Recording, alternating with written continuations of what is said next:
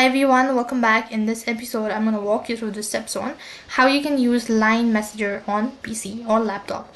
So in order to use this application on your PC, all you have to do is first thing open up a browser, type in line.me/en, and that's going to take you to this page where you have to go ahead and download the file first of all. So here you will be provided with different options. That is, either you want to download for Mac or maybe Play Store or for Windows. Since you're using PC, so tap the Windows button and then you need to wait for the application or the file to be installed.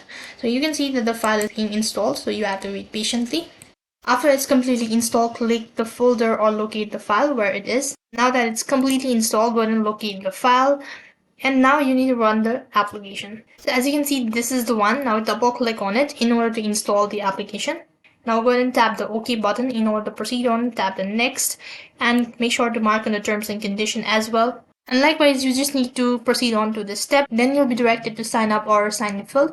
If you already have an account, then you can log in with your email address or a Google account.